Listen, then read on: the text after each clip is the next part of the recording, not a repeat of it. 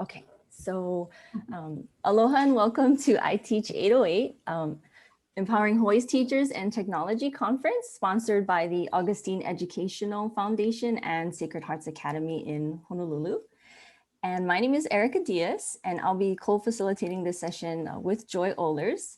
And we're very honored to have Tracy Pilcz to introduce us to Super Seesaw Basics. And please be aware that we'll be recording. I'm sure you folks heard the button. And if you don't like being recorded, if you were in the keynote, Laurel had a really funny picture, so you can just be the dog with the messy hair and turn off your camera if you like. It'll be available on iTeach808's website after a week via YouTube. And without further ado, I will go ahead and turn it back to Tracy. Awesome. Thank you so much, Erica. I'm going to go ahead and start sharing my screen. Let's see, I moved all my windows around. Now I can't see the buttons. There we go. All right, so you should see the slides. Awesome. There's a little bit.ly on there. I think Erica's going to drop that bit.ly into the chat box too, just in case you don't have a chance to grab it. This slide deck, I'll warn you, I made a giant slide deck. I know we won't have time to get through all of this in our 45 minutes together, but I wanted to be sure that you left with all of the resources that you need to get started with Seesaw. So it's a big, pretty comprehensive getting started with Seesaw slide deck, and we'll just kind of make our way through it.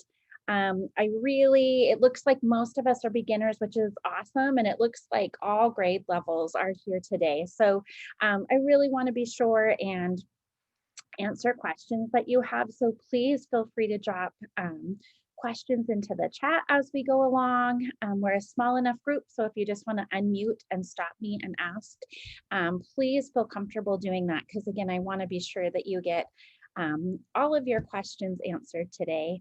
So like Erica said, my name is Tracy Pilcz. I'm up in Billings, Montana. So this is a real fun opportunity for me to be able to be here today. I am a tech integration specialist for my district here in Billings.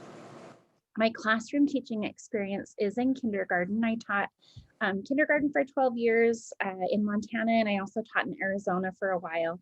And for the past 6 years, I've been doing tech integration. So helping the teachers in our district. I go to 22 buildings in our city and help mostly the K-3 teachers and students get started using technology, which means a lot of Seesaw. Of all the technology tools that we use, this is the place that I start. Seesaw is a digital portfolio, so it's a space where everything else that we're doing and making and creating gets saved into Seesaw. So this is usually where we start, and then everything else that we do, Seesaw kind of becomes a hub for keeping all of that. My contact information is here. Please don't hesitate, after the session, if you have follow-up questions or need resources, email me. And then I also put my Twitter handle, Instagram, and my website link is there as well. So you have access to all of that. So this is just kind of a guide to this slide deck. The table of contents is here. If you again, are using this as a resource and want to jump to particular areas, you can click on these links and kind of get to the section that you have questions about. So kind of just to begin, if you want to, again, unmute or just drop into the chat box, sort of your thoughts on how technology can support great teaching and learning. Any ideas you have on that, drop that into the chat box or go ahead and unmute.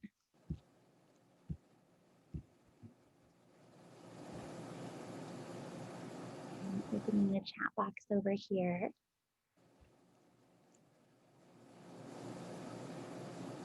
Any thoughts on that? I've heard it said a lot of times, like technology doesn't make a teacher great, but if a great teacher uses technology well, it can really support a lot of wonderful things happening in the classroom, kind of taking it to the next level, allowing creation and choice. Someone wrote a way for teachers to share and students to create. I love that. Seesaw is a perfect example of that, having that digital portfolio there. Go ahead and keep thinking on that. If you want to drop ideas in there, I'm going to keep going, but please feel free to drop your ideas in the chat. We know that students thrive when they can actively explore new ideas and then make their thinking and learning visible. So again, giving them technology can sometimes provide that some hands-on, they can explore things that maybe they couldn't necessarily explore before we had technology at our fingertips, and then be able to share their learning and their thinking in new ways, right? We can now make videos, take pictures, record our voices to share our thinking. So it just opens up that whole new world. David put in there, staying organized, editing simultaneously, making things collaborative, and especially collaborative when we're not even in the same room is pretty fantastic. So Seesaw, just sort of a general overview of Seesaw if you're not familiar. It is a digital portfolio tool. I'm just going to kind of pop over to, this is just it's not a real class, so this is just my class I use for training. But this is sort of a snapshot of what it looks like. The digital portfolio tool means students can collect all of their thinking and their learning here in Seesaw. I love that I can access it from multiple devices. So whether we're using iPads or Chromebooks or computers or other kinds of tablets, I can access Seesaw from any of those devices. When I click on this plus sign, it shows me all of the different ways that students can share their thinking and learning to this journal. And as a kindergarten teacher, this is really what drew me to Seesaw to begin with, is because not only is it documenting the digital things that we were doing, you know, maybe we made a Chatter Pilcz video before we had a digital portfolio. The Chatter Pilcz video just sat on their iPad. They never got to share it with anyone. So those digital things that they were creating, they could now add to Seesaw just by uploading from their device. But what I really loved are these things here, the photo, the video, to be able to document all of the other things happening in our classroom as well. So it wasn't just the stuff we were making on our iPads, but they could now, you know, we would walk around the room and write sight words, or we would build things with blocks, or we would be making, you know, our letters in Play-Doh. Now they can snap a picture of that, use the microphone, tell me about what they made, read the words, those types of things, and all that was documented as well. So I really love that piece. And then the other part that I really drew me to Seesaw as well is the parent connection. So the journal or the student posts, all of their thinking and learning is shared there. The inbox is where I'm connected with parents. So as a parent, they can see all of the things that their kids are posting. So my daughter Sloan, they use Seesaw at her school. I have a little app on my phone that, you know, gives me a notification that Sloan's added something to her post. So throughout the day, I get to see the things that she's doing in school and get that little peek into her classroom. And then this inbox feature here, it functions kind of like if you're familiar with Remind or Blooms. I now have this family message center as well. And again, my parents have only had to connect to one thing. They're signed up to Seesaw to see their kids' work, but now I also have this communication tool. I can send full class messages, or I could just send like private messages back and forth with. Oh yeah, you know, and then kind of yeah. And then can you oops, I'm send so me sorry. I think we have someone that's not on mute. If they could mute themselves, please. And I can never get to the controls fast enough to try to find it. Here we go, let's see. Okay, mahalo. There we go. Okay, there we go. All right.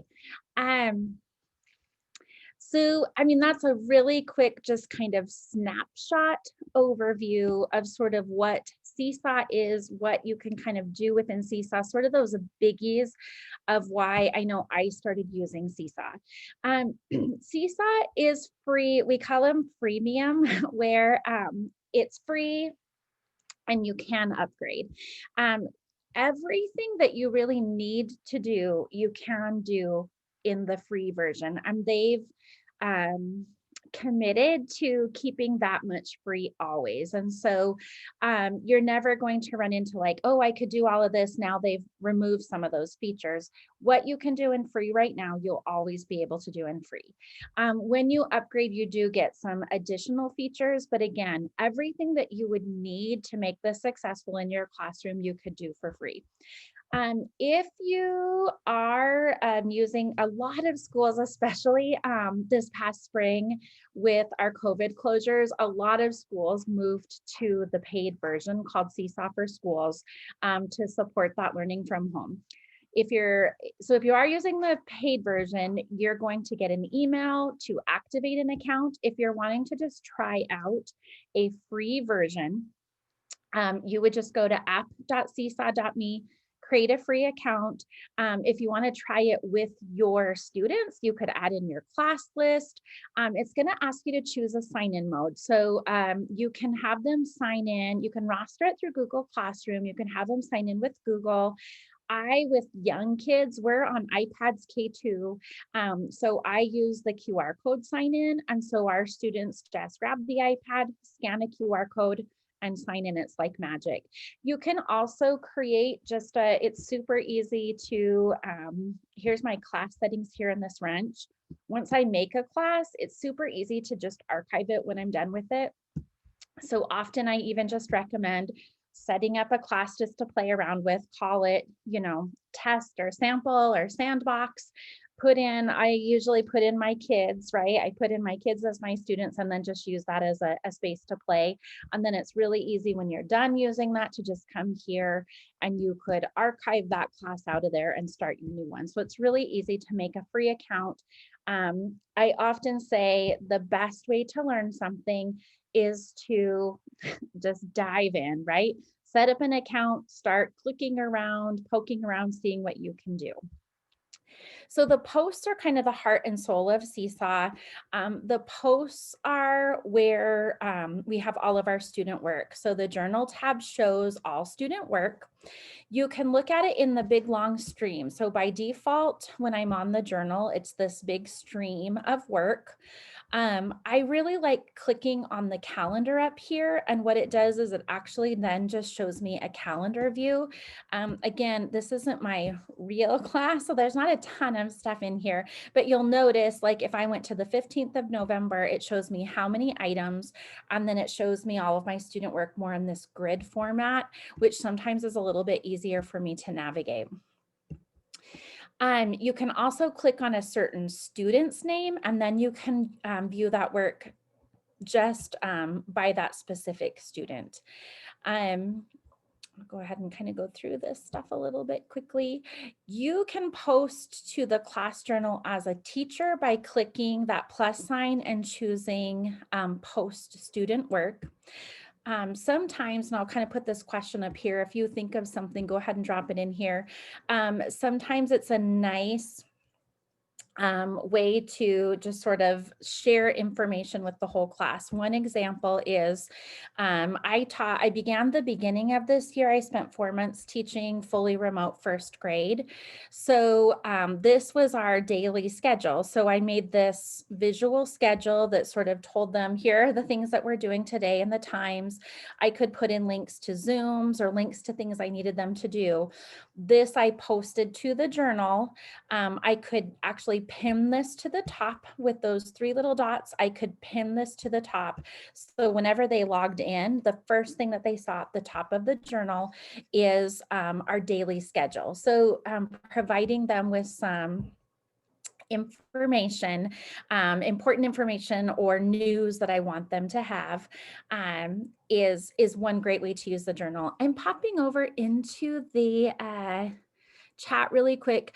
And I want to just show you, thank you, Erica. I just want to show you, there's a question about setting up that QR code sign in. I'm just going to pretend I'm making a new class. So I'm going to come up here and create a new class. I have the Seesaw for Schools version, so it's right now kind of prompting me which school I'm connecting this class to. With the free version, it would just come right to this screen without that first thing about the school. So you'll notice if you use Google Classroom, you can import your roster right from Google Classroom really easily. I'm going to name my class. We'll call it iTeach808, and then you can pick your grade level. And then it's set up. It was pretty easy. When I go into my wrench, there are a few things I can customize. I like that there's not a ton here. It keeps it simple. I can change the color. I just have these choices. I do have, by default, it kind of gives me some letters, I guess, here. I could change to an icon, or I can upload an image I have. Some teachers will put, like, if there's a teacher here named Mrs. Brown, and they're the brownies. And so she puts a little picture of a brownie on there, that kind of thing. My sign-in mode is here. For my grade level, it defaulted to using a class code. So it's already set up with a class code. If I have students, if they're on Chromebooks, if they're already logging into everything else with an email, I can switch this to an email or Google sign-in. So that means that they'll just connect to the class just using their Google sign-in, as easy as they sign into other things with those Google accounts. So whichever works best for you. Then when they go to log in, so if I'm using the QR code, you'll notice right here, and it'll generate an email to you that has all of this information. So you have it. But here I have my QR code. Sometimes I just project this onto the board, because once they sign in once, it keeps them signed in unless they're sharing a device and they have to log out. So sometimes I just project it onto the board. If they're going to have to be logging out and signing in again, I'll print maybe 5 of these and just sort of hang them around the classroom so that they can easily sign in and out. When they go to sign in, and it kind of just walks you through right here, what they'll do. Here's where they go. They'll choose I'm a student, and then they just hold it up and scan this QR code, pick their name off of the list, and then they're signed in. So really simple. Again, I've used this with kindergarten, pre-K students, and they really do figure it out really quickly. So yeah, if you're using Google Classroom, easy way to connect to Seesaw. You can roster your class right from that screen like I showed you. So you'll click Google Classroom and it will roster them for you. You'd really have to play a little bit to see what's helpful to still do in Google Classroom and what's still helpful to do in Seesaw. Here in my district, most of our, say, 3rd grade and up are using Google Classroom, but we have our domain set so that they can't really share outside of our district, which means they can't really share with their parents. So, you know, my daughter last year in 3rd grade, they use Google Slides a lot they did research projects, did these great slideshows, which was awesome. And that's a perfect tool to do that. However, they couldn't share that with their parents. So once those slide decks were completed, then they could upload that to Seesaw. And I'll show you when you post student work, they can click on upload and you can pull right out of your Google Drive. So it's really easy for students to grab right from their Google Drive as well as teachers. So she could come here, get her slide deck out of Google Drive. And then what I really love, I'm not going to do that right now, so I'm going to try to back out of here. What I really love is it loads it onto the Seesaw canvas, which looks like this. And then they have all of the Seesaw tools on top of what they made in Google. The biggest one to me is they've got a microphone right here. So she took her slide deck, all that she learned about squirrels, and then she could click on this microphone and she could actually then with her voice talk to me and explain what she learned in her own voice. They can also use these tools. So this is another biggie that a lot of teachers like if they're using Google for some things. They like Seesaw because of these, I can pull in in a picture, an article, a PDF, and they can use all of these tools to annotate. They can type on top of it or write on top of it. And so there's a lot of nice annotation tools here. The biggie for me, again, is that sharing. They can share what they're doing with their classmates, with their parents. And then as a teacher, I have that communication tool back and forth with families that I don't really have embedded in Google. So let's see, Google Classroom type of. There is actually a really great, I'm trying to think of a great way to find it. I wonder if you just Google it. Seesaw did a webinar maybe in early December where they talked specifically about Google Classroom and Seesaw. So you might try looking, I'll just kind of drop in here right now. If you go to help.seesaw.me, there's lots of great articles and information there, or even just try Googling like Seesaw and Google Classroom, but there was a great webinar that really talked specifically about those two things. And again, I think the best thing I can recommend is set up a free account, just kind of set it up to play around. Sometimes we use it with kids a little bit and I just tell them, I'm just learning this new tool. I want to see how it works, what you guys think of it. And I get the kids in and we just kind of play with it and then really just see, does that work well, or is Google Classroom doing what you need it to do? And you don't need to add in another tool on top of it. So I would just say play around with it a little bit and see. Linda, I have Erica, is there a space where there'll be like links and resources and stuff after the conference? Yes. Okay. Last time what Laurel did was she actually shared like a Google folder. I'm imagining she might do something similar. I will make sure and so Linda had asked about that visual calendar. I have a link. I know I won't, if I try searching right now, when you get all nervous and you can't find what you want, I'll find the link to this calendar. So it was made in Google Slides, and I'll be sure it's shared on the resource document that you could get to. So you can open up the Google Slides, make your own copy, and then you could edit and adapt this for whatever you need. So I'll find the link to these slides and be sure that you can get to that, Linda. Okay, let's see. I'm going to kind of pop through here, see where we're at. A couple of important things to know is by default, it's set so that you as a teacher have to moderate all of the posts. So when new posts come in, you'll notice across the bottom, I have unapproved posts. I can click on those, and then I, as a teacher, go through and approve. If I hit delete, they're totally gone. So kind of remember that. I just had a school contact me because, of course, kids push their limits all the time, right? So they had posted something that they shouldn't have posted, and the teacher automatically clicked delete. And then they wanted to find it for documentation for a meeting. Well, it was totally gone. So just know that if you delete it, it's gone. If you don't approve it, nobody but you can see it. It just kind of sits in here. But you do have those moderations turned on.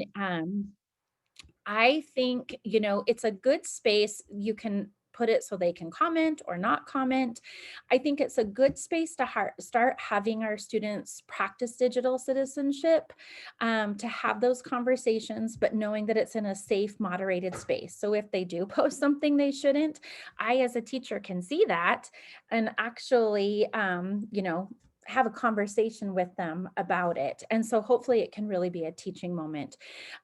If you set up a class, I would just encourage you to click on the wrench and kind of scroll through the settings so that you can see what you have moderation over. So here you can see that this is turned on by default. The other thing that's turned on by default is that students can see each other's work. Part of what I love about it, again, is that students are publishing to an authentic audience. They love, posting things on here, knowing that their friends and their family and their teacher all get to see it.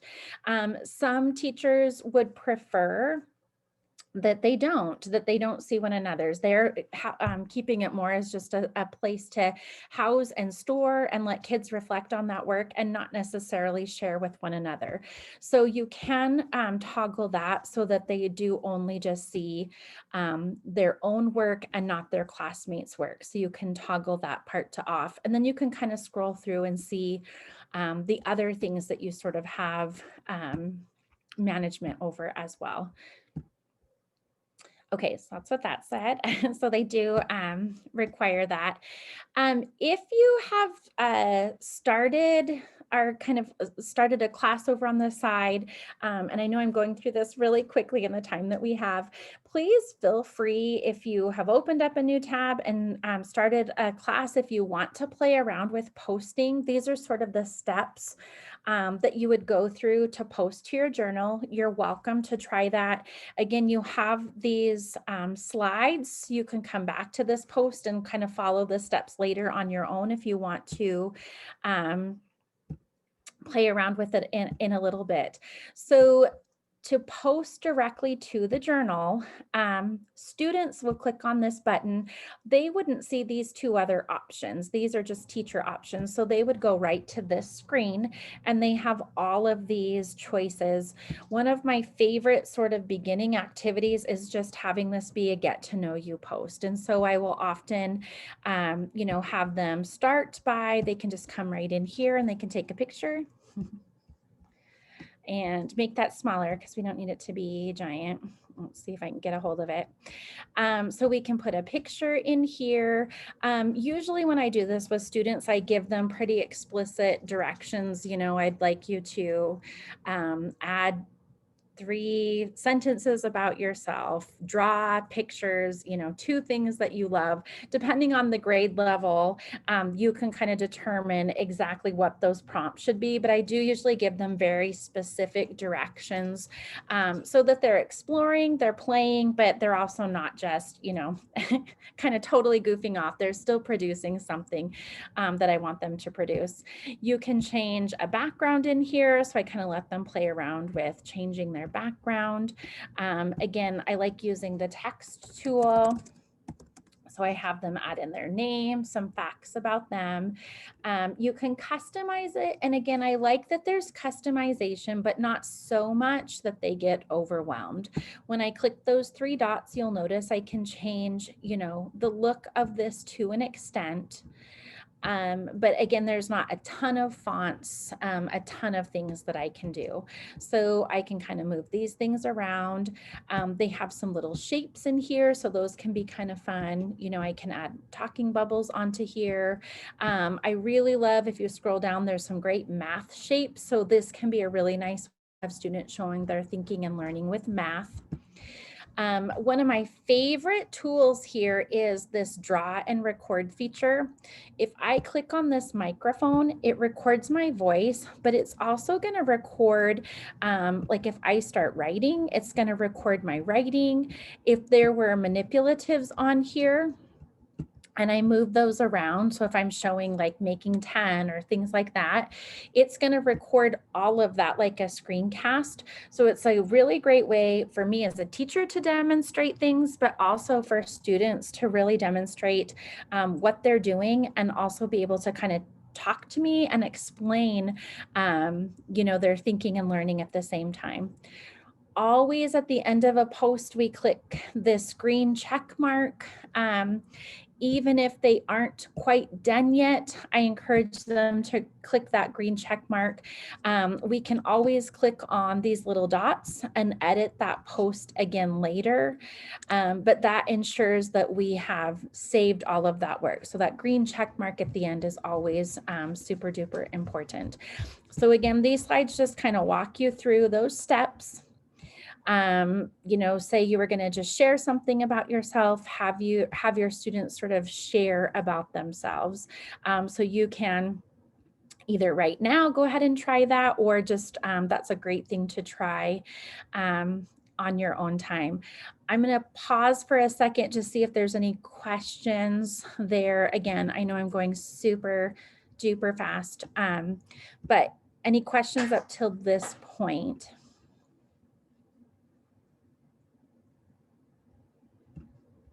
Okay.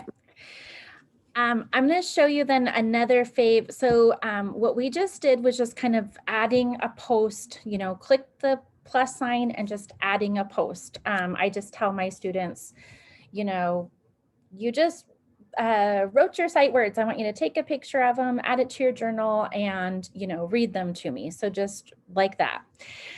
Another feature that teachers really love about Seesaw is this little thing right here called activities. And activities are almost kind of a way of like packaging a whole lesson together. I could give them an example. I could give them a little video. That's what a lot of teachers have been using right now, you know, for distance learning, asynchronous learning, but they're also amazing in class. When I think about, you know, there's one of me and there's 20 students. If I'm working with these students, an activity is almost a way of cloning myself. I can have directions, read it to them, put a video in there so that they can go be working on that independently and work through those directions while I'm back here working with this small group of students. So this is something that a lot of teachers love about Seesaw. When I click on the plus sign and choose assign activity, you go to an activity library and you're going to see probably 2 tabs. I have a 3rd tab with my Seesaw for Schools, the paid Seesaw. I actually have a school and district library. So anyone from my district that makes an activity and puts it here, I can access. So this is a huge benefit of that paid version. You know, our district curriculum coaches have been making activities. They can just put them here, and now any teacher in the district can easily get these activities. Everyone, even with free Seesaw, has access to the community library. The community library has thousands, probably tens, hundreds of thousands of activities available for anyone to use for free. All of these activities are made either by Seesaw or by Seesaw ambassadors, and they have to be submitted to Seesaw and then reviewed and vetted by Seesaw so that we know that they're good quality activities. So again, community library, completely free for anyone to use. I can come here, I can put in my grade level, I could choose a subject if I'd like, and then I could put in keywords over here. I don't know, I can never think of great examples on the fly. Let's say we're learning about adjectives. I can search through this now bank of activities already created by other teachers. Let's say I look at, I'm always drawn to Jack Hartman, so this has got to be good, right? So I can review this activity. If I like it, I could go ahead and just click assign, grab my class, and I can assign this right now to my students. It's ready to go. I can also give it a little like, which puts it into my library so I can find it again later. I could hit those 3 dots and I can copy and edit this activity. So what that does is make me my own copy of the activity, and now I can adapt it in any way. So let's say I like the video and I like her instructions, but I want to put in a different response here. I want them now to, you know, take a picture of something and then write adjectives about it. I can add in my own template here, whatever it is I want my students to do. I could make my own version of this and use it that way. My library over here is everything that I've liked, like I just liked that one, and then anything that I've created from scratch. It's super easy to create from scratch. I'll just kind of click on this so that you sort of see what it looks like. I've got space for instructions. Again, I can read my instructions. I can put in an example. This is where a lot of people are either, I can make my video right here and just sort of do a mini lesson, or I could get a link like that Jack Hartman link and put it right on here. And then my template is how I want my students to respond. So, okay, you've read the instructions, maybe you've watched the video. Now here's what I want you to do. So it's a pretty simple format, I guess, for doing that. What I definitely recommend is once you've got your teacher account, getting into the activity library, going into the community, finding your grade level, and then just starting to do some searches. And it does go all the way up to 12th grade. It does include specialists as well. Like there's music activities and PE activities, but I think it's a great way of seeing how other teachers are using Seesaw. And so definitely like, oh, that's a great idea. You know, whether you use it or not, you kind of get ideas of how other teachers from your grade level or subject area are using Seesaw. When I scroll to the very bottom here, they also have these little collections. And each grade level has like a little getting started collection. And this can also be a huge help if you're like, okay, I want to give this a try. I'm just not really sure where to start. Working through these getting started activities. So I can just grab this one, I can assign this to my class, and then we could do it together as a class as we kind of learn and get comfortable with Seesaw. Those I think are a really great way to get started and just kind of get some ideas. What they really try to do is just give kids the opportunity to sort of try all of the different, like you'll notice that in some of them we're taking pictures and some of them we're annotating, some of them we're drawing. So they're just trying to get kids to use all of the different tools in Seesaw and kind of get comfortable with what you can do in there. So these next slides just kind of show how students would respond to an activity once it is assigned. This is what a student would see. So they would come in, they would click add response. You'll notice over here, it's showing them, here's what you have to do. These are the activities that you have in progress, activities that are done, and then they can view by the calendar as well, which can be really helpful. This shows just all of the things that they can do on Seesaw. I think the two biggies on here that are paid features are saving as a draft and the multi-page. So in free Seesaw, you can do just one page. Paid Seesaw, you get multiple pages. So I'm just going to kind of, again, go through. I know there's tons here. There's some great resources here on getting students started. So there's a little activity kit that has those resources right there. What is Seesaw? How to sign in? There is a video that you could show your students, and I put one that I made here that maybe is better for older students that you can grab off of there. These slides just walk through, again, you could just sort of show your students, here's what we're doing. We're walking through. This is if you're using, our school uses Clever, so you could delete this one out of there if you don't use that. But these just kind of walk through what that looks like. As far as getting families started, there's some great information in here as well. Some teachers will say to me, oh, well, I used Seesaw with my kids this year, but I didn't connect families yet because they're like nervous or something. Families love seeing what's happening in your classroom. I know I've worked with so many teachers who think, okay, we're publishing. This is our journal, we're publishing. We can't publish things unless it's perfect, and we can't share things unless it's perfect.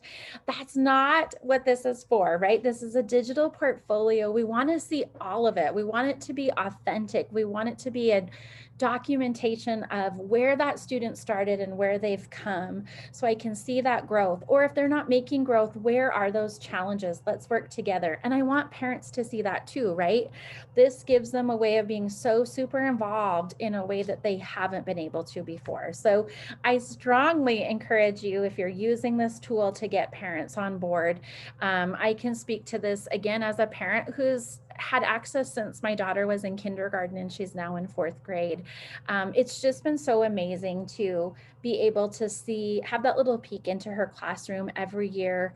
I go to parent-teacher conferences and I feel like, you know, we can actually have conversations about okay, how do we challenge Sloan in this? Or how do we get her caught up in this? Because we don't have to spend all that time like, look at this paper and here are her scores. I already know what she's capable of, where she's struggling, because I've got those little snapshots into her learning every day, which I think is so powerful. So these slides here just really dive a little bit more into sort of that difference. Here's what I can do on the student side with the class app.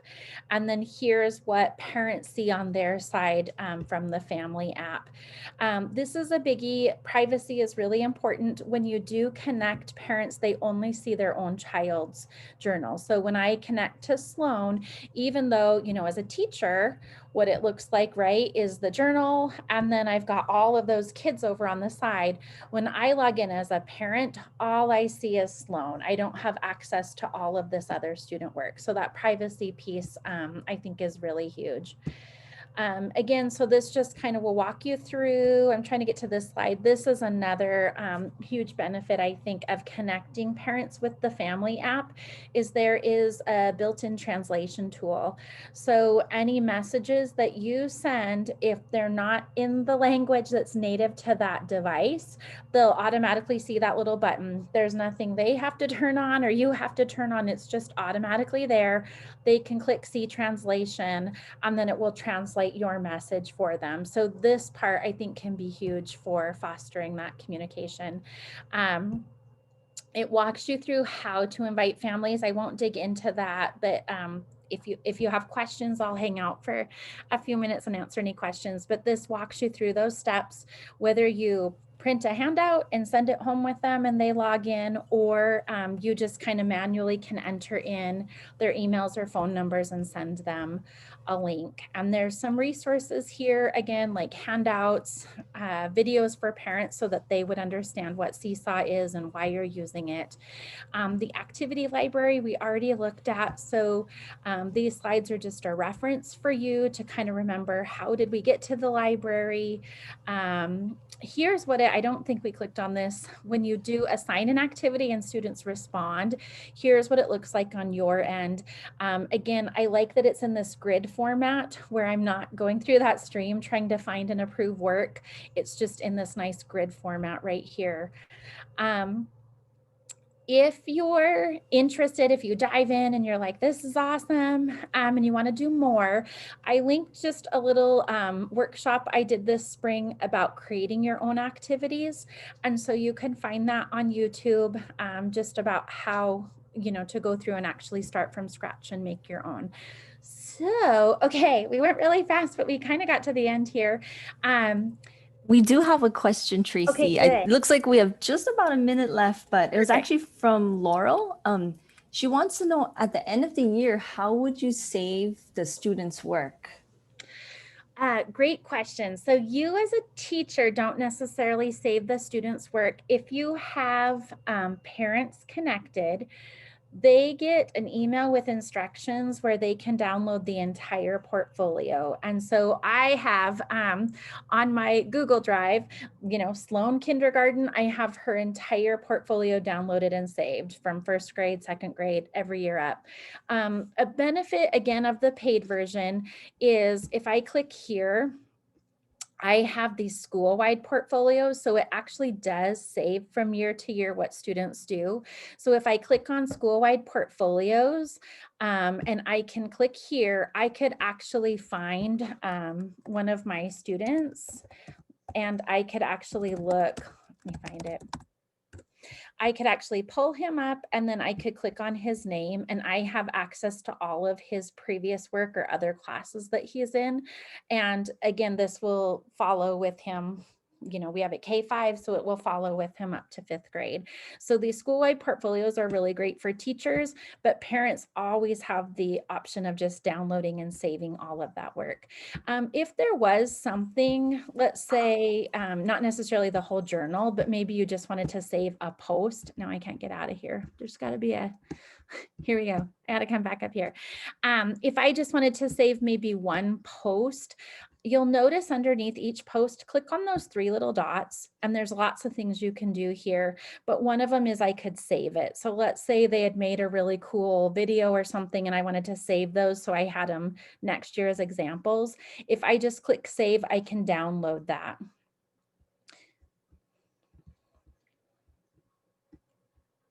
Awesome. Good. Okay. Let's see. So I think we're gonna go ahead and wrap up. Okay. Would it be okay if you put your email into the chat box just in case anyone had some additional questions? I think you know, sometimes people are shy to ask and then or Yes. they think of it afterwards. So Yep. yeah, but Wonderful. yeah, mahalo Tracy for your super Seesaw basics. I'm looking forward to trying it out myself. I think that you did a wonderful job at explaining the really cool free features, because I think everyone wants free right now. Yep. And so, yeah, get great mileage.